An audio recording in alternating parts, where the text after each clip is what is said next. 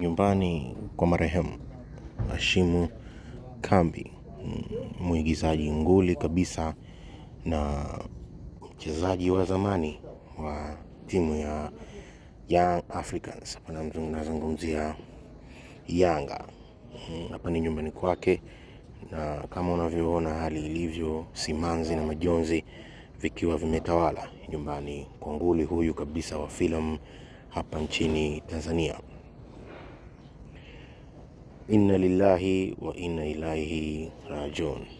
Hakika sisi ni wa Mwenyezi Mungu na kwake tutarejea. Wanafamilia, ndugu, jamaa na marafiki, majirani wameweza kufika wakiwa katika hali ya simanzi kabisa, katika msiba mzito kabisa kuikumba tasnia ya filamu hapa kwetu nchini Tanzania. Mzee Hashim Kambi atakumbukwa kwa umahiri wake wa kuweza kucheza michezo ya kuigiza na filamu kwa ujumla.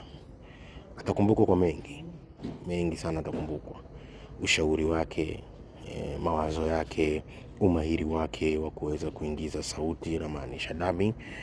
Hapa alikuwa anafanya Azam Media na vingine vingi.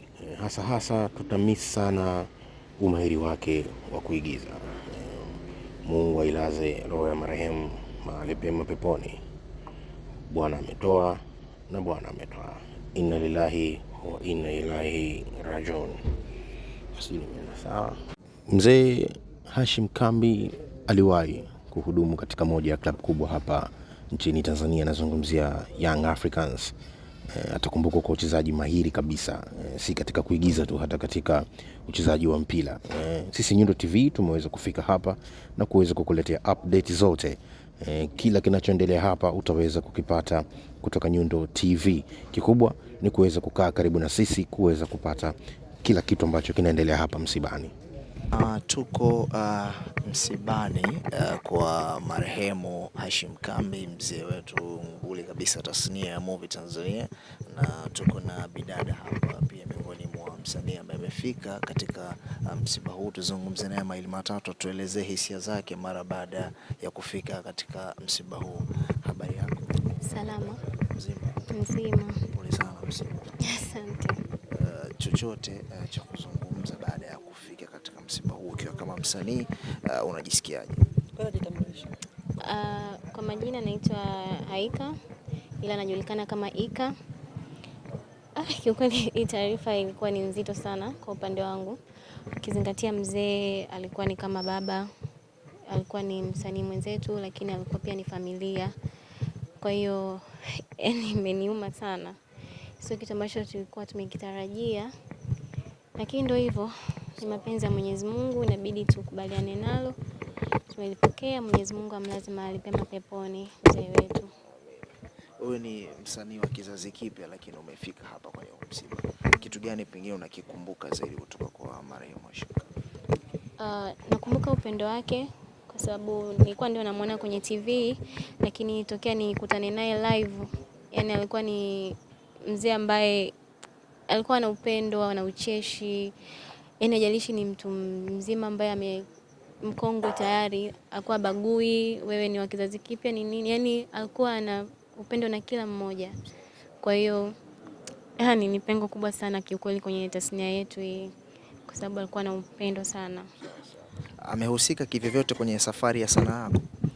Kwa kiasi, kwa sababu tulikuwa wote kwenye series moja, na amekuwa ni mshauri, amekuwa ni kama mlezi, amekuwa kiongoza, yani kwa hiyo kuna namna amehusika katika ushauri na kuongoza. Ndio. Mwamko wa wasanii wenzako pengine kwenye kupeana taarifa na ufikaji katika eneo la msiba ambapo uko? Mimi taarifa nilipata kwenye grupu ambalo tupo wote na mzee la hiyo series. Kwa hiyo kila mtu ameipokea, yani ameumia. Kwa hiyo mimi binafsi nilipopokea taarifa nikasema huyu ni babangu, nifike msibani. Kwa hiyo wengine sijajua watafika saa ngapi, lakini kwa mimi nikasema nikimbie nije kwa baba. Ndio. Alikuwa anaumwa labda mpaka taarifa za labda mauti kumchukua? Hapana, kwa mtu ambaye mimi niliwasiliana naye alikuwa naye, anasema kwamba alikuwa tu vizuri, amemaliza akamwaga kwamba anaenda kuingiza awamu ya mwisho sauti. Kwa sababu alikuwa anaingiza dubbing, yes, anafanya dubbing. Kwa hiyo akaenda tu akamwambia naingiza awamu ya mwisho, nirudi nyumbani nikapumzike kwa sababu alikuwa ametoka safari. Kwa hiyo ndo akajisikia tu vibaya, hivyo akakimbizwa hospitali ndo alipofariki. Pengo lake lipi ambalo pengine unahisi halitazibika kwenye sanaa? Alikuwa ni mwigizaji mzuri sana na alikuwa na umoja kwenye kazi, hata kwenye maisha tu mengine. Kwa hiyo kwa hilo pengo kwa kweli, yani sidhani kama litazibika. Chochote cha kumalizia? Yani tumwombee tu apumzike mahali pema. Mwenyezi Mungu aweze kumsamehe madhambi yake, aweze kumpokea. Asante. Kwetu kumpoteza mzee Hashim Kambi ni majonzi makubwa, kwa sababu vijana wengi walikuwa ndio alama yao ya kujifunzia, na ukiangalia kazi nyingi alikuwa ni sehemu ya wazee ambao walikuwa karibu na vijana, kuwaelekeza njia ipi bora inapaswa ili waweze kufanya kazi zao kwa bidii na waweze kufanikiwa katika malengo yao. Sawa, Mheshimiwa amekuwa ni miongoni mwa watu wa mwanzoni kabisa kufika kwenye taarifa hii ya msiba mara baada ya kutokea. Natamani nifahamu taarifa ya kufariki kwake umepokea kwenye mazingira gani na ilikuwaje hasa? Kwa kweli taarifa hii nilipokea binafsi nikiwa ofisini. Kwenye mida ya saa 9 hivi nilipigiwa simu na Rais wa Shirikisho la Filamu Tanzania, Amir Rajab, ambaye naye alipokea muda huo, akaniambia bwana, tumempoteza mzee wetu. Kwa kweli kwangu ilikuwa ni jambo la kushtua. Jambo la kushtua, lakini kwa sababu limetokea ikabidi tulipokee.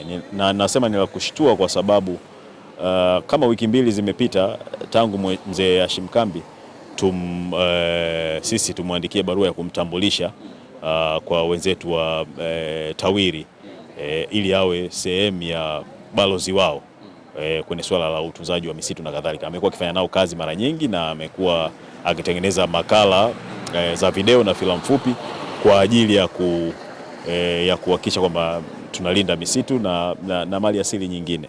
Kwa hiyo tulikuwa tunataraji muda si mrefu wenzetu wangeweza kumtambulisha kama balozi wao. Na Morogoro mwaka jana mwishoni kwenye tuzo za filamu za Morogoro alipata tuzo hiyo katika eneo la utunzaji wa misitu kama sehemu ambayo ni champion wa utunzaji wa misitu.